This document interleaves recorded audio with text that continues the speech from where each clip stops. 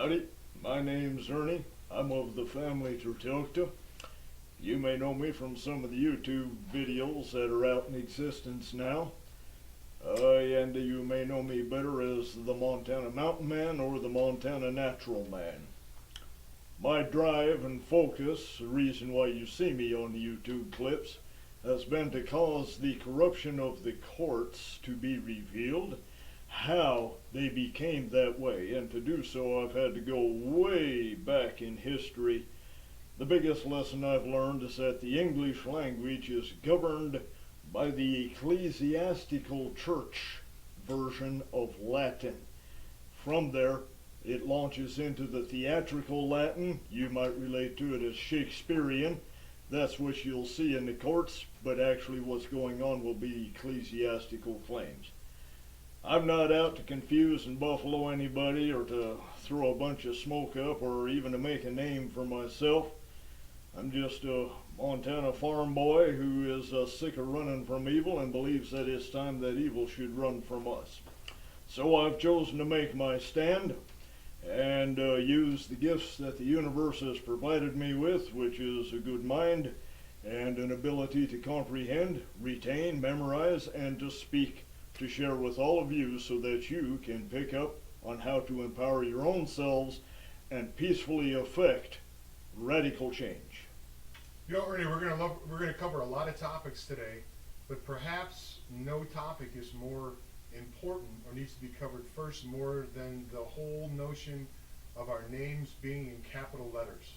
Can you please break that down, why it's in capital letters and why it should not be in capital letters, or what that means for the rest of us?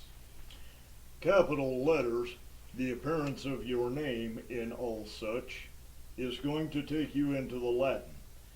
In the Latin language, you will be taught that that is called, all capital letters is called capites maxima diminutio. And what it means ultimately is that you have been brought to a state of silence, also known as reductio ad absurdum. You no longer have a voice because at that point you're no longer regarded as even alive. That name that you see, that you think is yours in all caps, is actually a legend on a tombstone. The document that you are holding in your hand or looking at laying on your kitchen table would play the part of the tombstone, and you think you see your name in all caps. Well, that's the legend. Legend goes to the word lagan, L-A-G-A-N, and lagan means treasure. When you look in the tomb like a treasure hunter, that one becomes a tomb raider. What is going to happen if you do not comprehend this is that you're going to be led into believing that you should impersonate the trustee of that tomb. Okay? And impersonating the trustee of the tomb, you will make the wrong-headed decision to go ahead with the claims that are listed below the legendary appearance of what is not your name. And when you decide to go along with that, you will at that point have impersonated the executor and executed the decisions necessary that you're going to go along with whatever is claimed in that document. All right. If you are a simple civilian and not a 14th Amendment United States citizen in all capital letters, if you go along with that, you are committing a capital crime. Okay? This is all citable at a blacksmith. None of this is my opinion. I have citement to every bit of it that I'm sharing with you today. The reason why I went to court was to cause the courts to enliven these phenomenally off-the-wall claims that I propose to share with you today. All right.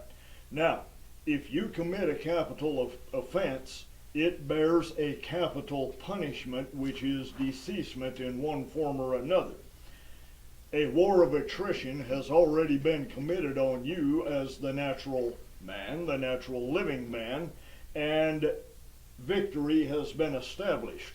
The victory is notified to you in all capital letters that you have been overcome and silenced, and all of your natural value Anything you hold in natural value will now be encrypted in trust form and held for those who did the overcoming, for their good pleasures to raid that tomb any time they want to and hold you guilty for the robbery of it that they themselves are conducting.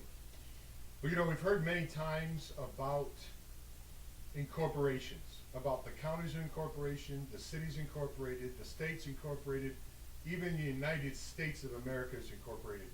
Can you talk a little bit about that whole concept of being incorporated and what that means to the populace?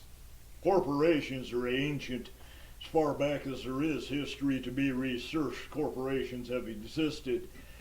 Corporation is the English word for body. In Romanese, it would be democracy. It would be demos, rule of, for, and by the actual people, not a representative form of government that we have falsely been led to believe is a republic.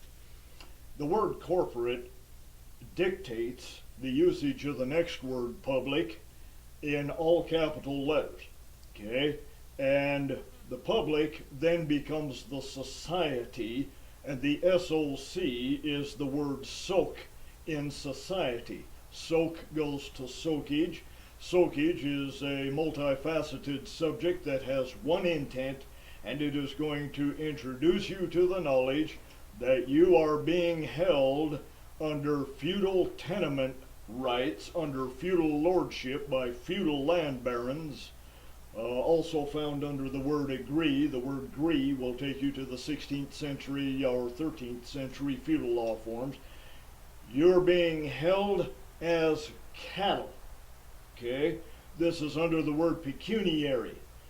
Money is based on the Latin word pecuniarius. All right? And pecuniarius turns into the English word pecuniary.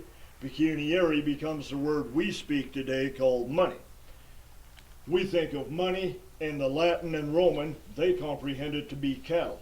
You and I are addressed as the tangible mineral value, the assets of the corporation called the United States, as members of society en bloc called the body politic, the body corporate. Okay. This is where stock market comes from, cattle being stock, livestock. Stock market is based upon this very thing.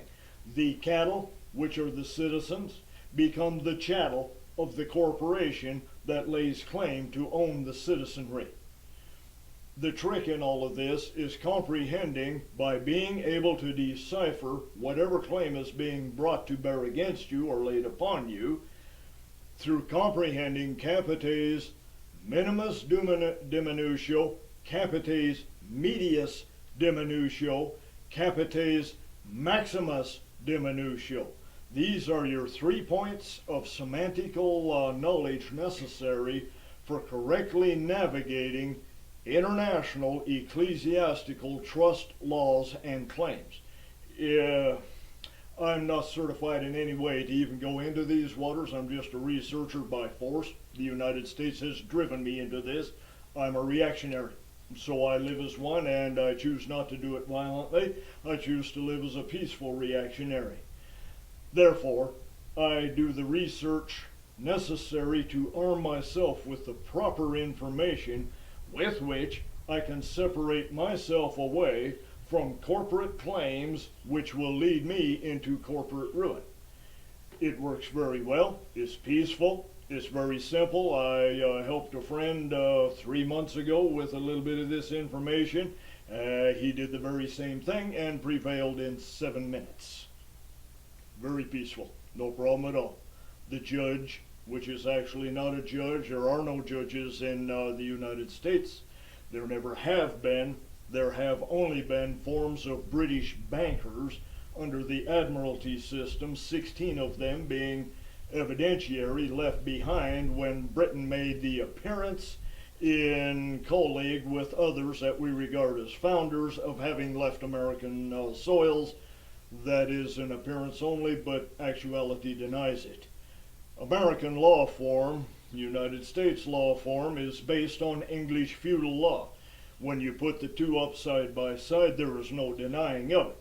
The fact that I make the claim that you are held as a feudal tenant in feudal tenements called sokemenries is backed by the knowledge, and I'll challenge anybody to discredit me on this, if you don't pay your taxes, what are not your taxes, but are actually the taxes due and owing from the trust that you are not, if you don't pay those, if you don't agree to commit the impersonation, I dare say to you that you are going to experience the potentially bloody-handed end of the Internal Revenue Service, who is playing the part of the soak reeve as they come to forcibly conduct a rendition program upon you and extract from you the rent due and owing from the trust that isn't you for the feudal lord called County of Lincoln, State of Montana, District of Columbia, all of which are committing a series of impersonations, all capital offenses. This has standing. I have won in court 8 times in a row, speaking for myself. Do not think that because I've been jailed 3 times and arrested 5 that I've ever lost once.